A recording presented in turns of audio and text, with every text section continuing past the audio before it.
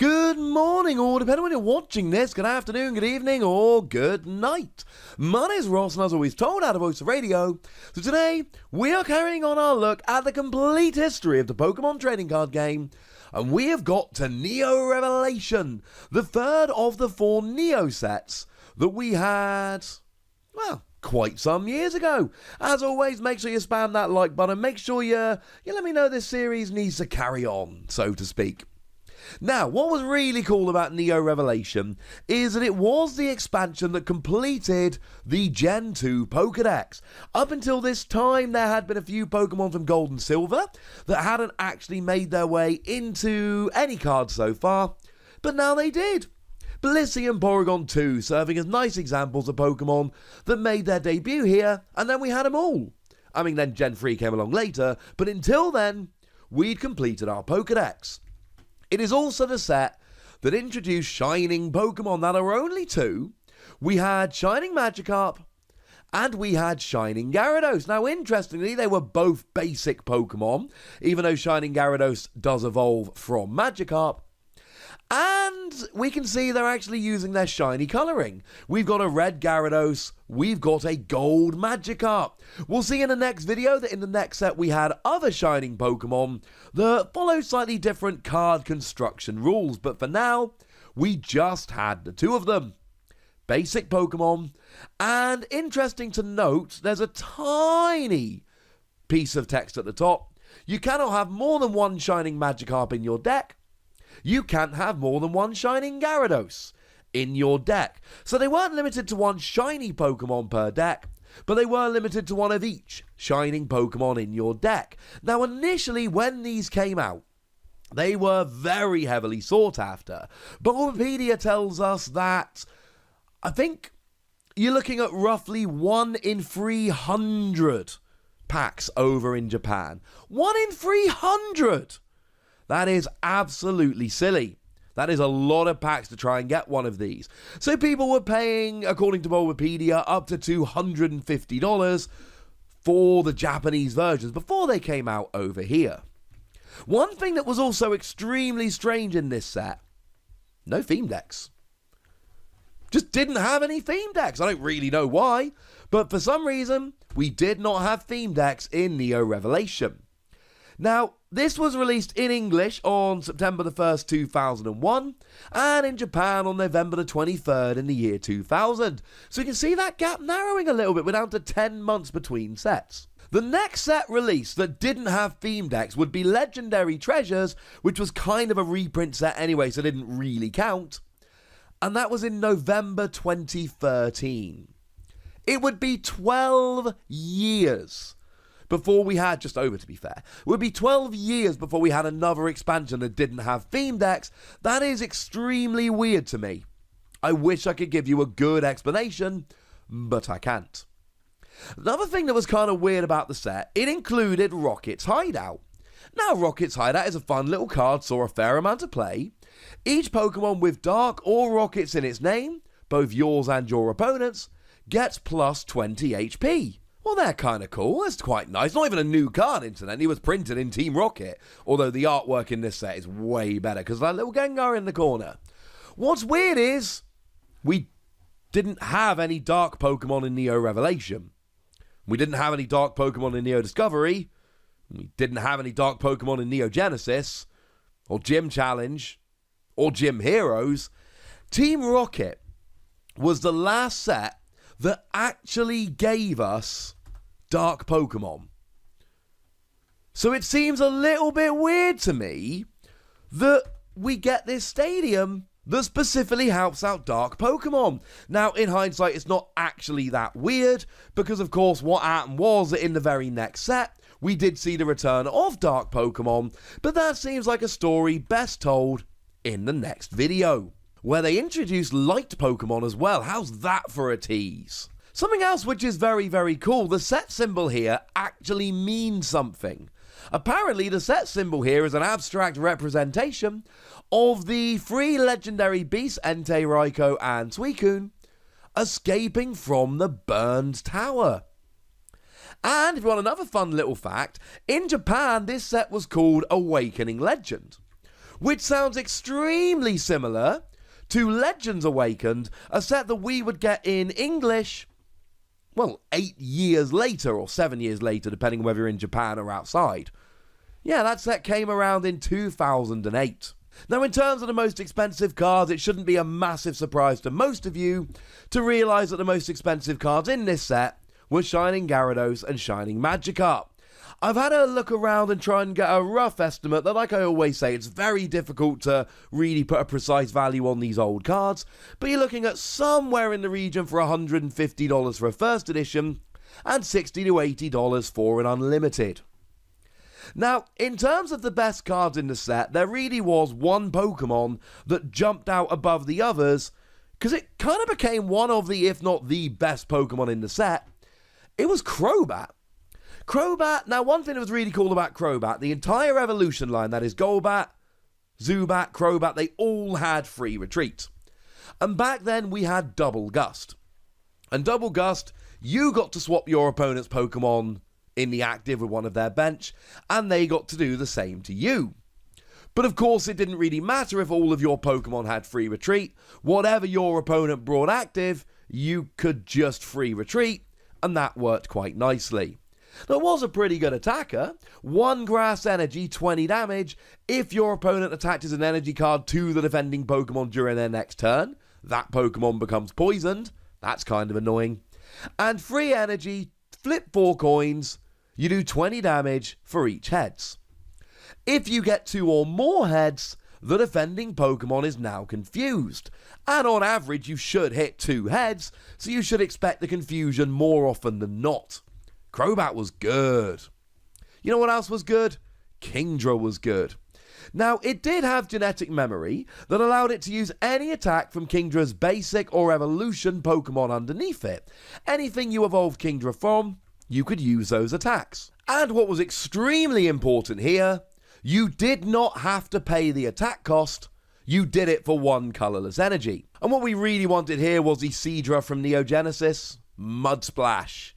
30 damage, flip a coin, if heads you do 1 damage, 10 damage to one of your opponent's bench Pokemon. Yeah, that added up quickly. Again, you've got to remember that back then, the HP that Pokemon had was significantly lower, and when you're talking about a Pokemon with 90 HP, which was quite high, attacking for a single energy, and getting in a bunch of bench damage as well, you had a real powerhouse on your hands. And also, worth noting, didn't even have a weakness. Kingdra was good. Porygon 2 came in this set, and Porygon 2 was good in this set. Not the only Porygon 2 we would get in the Neo block, but the only one we're talking about in this video. It had the Pokemon Power Energy Converter. Once during your turn, you may choose 1 basic energy card attached to one of your Pokemon and choose an energy type. You then got to treat that energy card as that type until the end of your turn. So basically it let you pick a basic energy on your field and turn it into a different type until the end of the turn. That opened up some really, really interesting plays.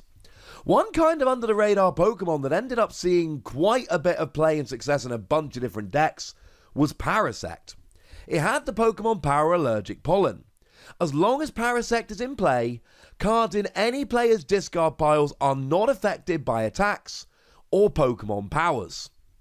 So, I've mentioned a lot in these videos about the movie promo Mewtwo that could get energy out of the discard pile and attach to itself. I've told you before against things like Rocket Zapdos, that again could attach energy to itself. In a recent video I told you about Typhlosion, who had a Pokemon power that could attach energy to itself from the discard. All of this stopped working when Parasect hit the field. It was a lot of fun. Misdreavus was another interesting card, although it was a basic Pokemon. Free Psychic Energy, Perish Song. If the defending Pokemon is asleep and was attacked with Night Eyes during your last turn, it's knocked out. So you use Night Eyes 1 turn, and if they don't wake up, next turn, Perish Song, instant KO. That could be fun. It wasn't great at the time, but in slightly later formats, Entei became really good. It had the Pokemon Power Howl. When you play Entei from your hand, you may discard the top 5 cards of your deck.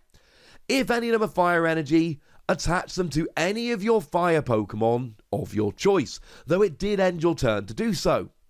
But then again, it was a basic, so this was an early game thing. Free energy, 60 damage, discard 2, that was quite good. And while we're here, how about Makago? Now, it's got a Pokemon power as well. If Makago is your active Pokemon and moves to the bench, remove 1 fire energy from Makago and attach it to the new active Pokemon. You then had Lava Flow, free fire energy. You may discard any number of fire energy cards attached to Makago and do 40 damage plus 20 more for each fire energy discarded in this way. Both pretty heavy hitting, both having pretty nice Pokemon powers. Now, in terms of really good trainer cards, we've already mentioned Rocket's Hideout. It was a very good card. It was also a reprint from Team Rocket. Pretty essential in any dark Pokemon deck, and there were many of those, but we kind of need to wait till the next video to start talking about them again. Healing Field was a very, very fun little card. It was a stadium, and once during each player's turn, they may flip a coin. If heads, remove 2 damage counters. If you were playing a healing deck, something like Steelix for instance, loved this. This was a very good card to use. And Balloonberry. Balloonberry, as long as it is attached to a Pokemon, it's a Pokemon tool. That Pokemon's retreat cost is 0. Though you do have to discard the berry when you retreat, but it gave you 1 instance of free retreat, regardless of the Pokemon. Now, moving into the best decks in the format, Crobat really was one of the very best decks in the format. I've already mentioned the free retreat and how it could abuse Double Gust, but I haven't mentioned the fact that it actually hit weakness on Feraligatr, and Feraligatr was one of the very, very best decks around. Hitting weakness on that, having free retreat, abusing Double Gust, and you didn't have any Pokemon powers in your deck, so that Pichu I mentioned in the previous video, the one that for 1 colourless energy did 20 damage to each Pokemon in play with a Pokemon power, yeah, that one came in pretty gosh darn nicely here. And I've already mentioned Kingdra, but Kingdra's another one of those that was just a really good Pokemon that was at the centre of its very own very good deck. Now, I've already mentioned that you can use the attacks of your previous evolutions, and I've already mentioned Seadra.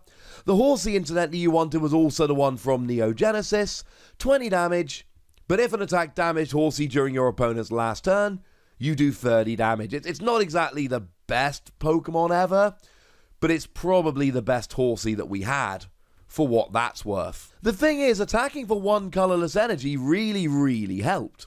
So we had Pokemon Center. Now, it was a promo card at the time, but it was one that was absolutely relevant. And Pokemon Center removed all damage counters from all of your Pokemon that had any damage on, but you had to discard the energy. But that was fine. We didn't care, because you were only using 1 energy to attack anyway.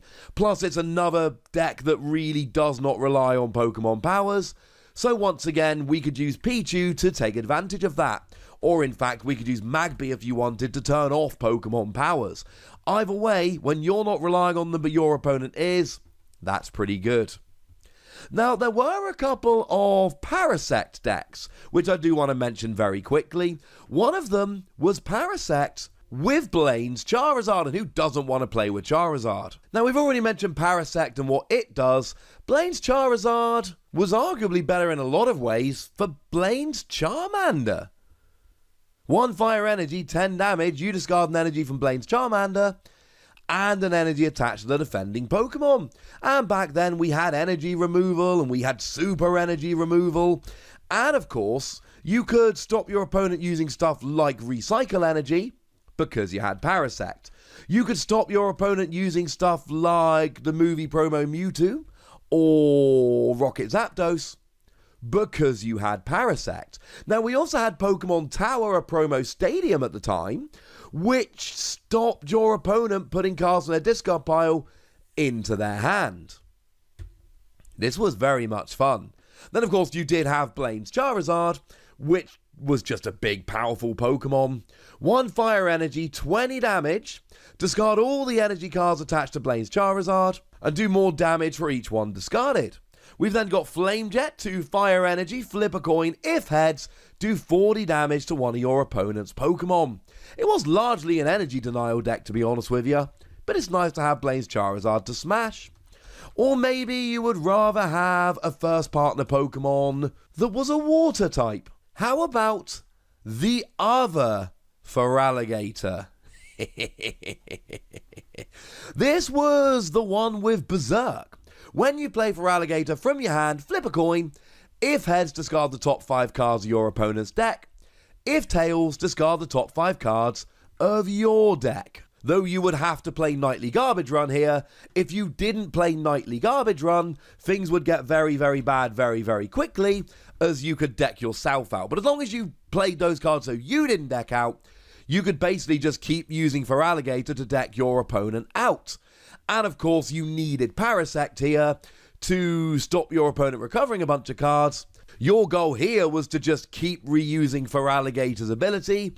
So you would want to use stuff like that Hyper Devolution Spray we mentioned earlier, or Scoop Up, or Super Scoop Up. Just got your Pokemon back into your hand.